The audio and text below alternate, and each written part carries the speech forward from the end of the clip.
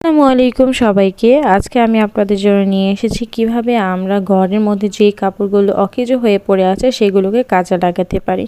তো আজকে আমি লুসনি তৈরি করছি, যা হাঁড়ি পাতিল ব্যবহারের জন্য আমাদের নিত্য প্রয়োজনীয় রান্না বান্নার কাজে লেগে থাকে। তাহলে চলুন আমরা পর্বে চলে যাই। এখানে আমি চাদরের কাপড় নিয়ে নিয়েছি, আপনারা আপনাদের পছন্দ অনুযায়ী যে কোনো কাপড় নিতে পারেন। তো এখানে আমি এটার লম্বায় নিচ্ছি আমি 15 ইঞ্চি, দেখতে পাচ্ছেন। আর আমি পাশে নিচ্ছি 26 ইঞ্চি।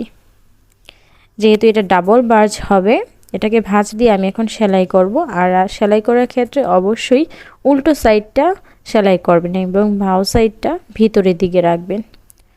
তো ভিডিওটি লক্ষ্য রাখুন, আশা রাখছি বুঝতে পারবেন এবং ভালো লাগলে অবশ্যই লাইক, কমেন্ট, শেয়ার এবং সাবস্ক্রাইব করে সঙ্গে থাকবেন।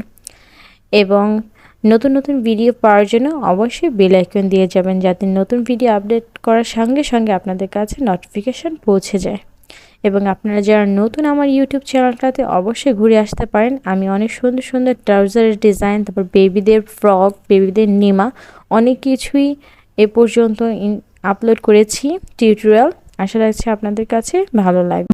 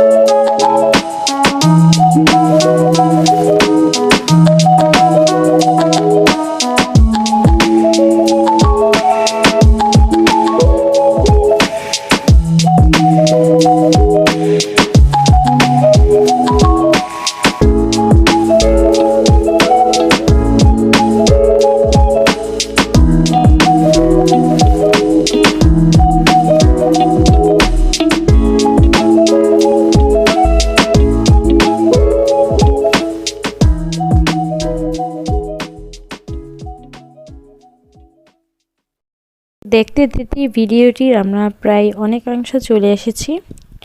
তো আমি এখন কিনার দিয়ে কোনাকুনিভাবে আমি সেলাই করছি। আপনারা যে কোনো ডিজাইন এখানে দিতে পারেন। তো আমি একদম সিম্পলভাবে আপনাদের দেখানোর জন্য আমি ক্রস আকৃতিতে একটি চিহ্ন দিয়ে নিলাম। আপনারা চাইলে মাঝ বরাবর অথবা এখানে আমি 4টা কোনা দিয়েছি, আপনারা 6টা কোনা দিতে পারেন। আপনাদের পছন্দ অনুযায়ী আপনারা ডিজাইন করে নিতে পারেন। দেখলেন তো, খুব সহজে তৈরি করা যায় না লুসনি। তো এরকম আপনাদের ঘরে যদি আরও বাড়তি কাপড় থাকে যেগুলো প্রয়োজন নয়, সেগুলোকে না ফেলে দিয়ে এভাবে কাজে লাগাতে পারি আমরা, তাই না? তো আজকে এ পর্যন্তই, আবার দেখা হবে নতুন কোনো ভিডিওতে নতুন এক সময়। তো সেই পর্যন্ত সবাই ভালো থাকবেন, সুস্থ থাকবেন এবং আপনারা যারা নতুন আমার ইউটিউব চ্যানেলটাতে অবশ্যই একটা সাবস্ক্রাইব দিয়ে যাবেন। আপনাদের এক একটা সাবস্ক্রাইবার আমার কাছে অনেক কিছু। আর আমি এ পর্যন্ত প্রায় 102টা না 3টা ভিডিও আপলোড করেছি আলহামদুলিল্লাহ, আল্লাহ পাকের অশেষ রহমতে।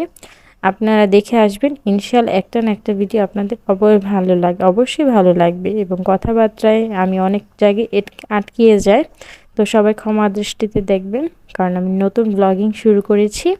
আস্তে আস্তে ঠিক হবে, মানুষ মাত্রই ভুল। তো আজকে বিদায় নিচ্ছি, সবাই ভালো থাকবেন, সুস্থ থাকবেন।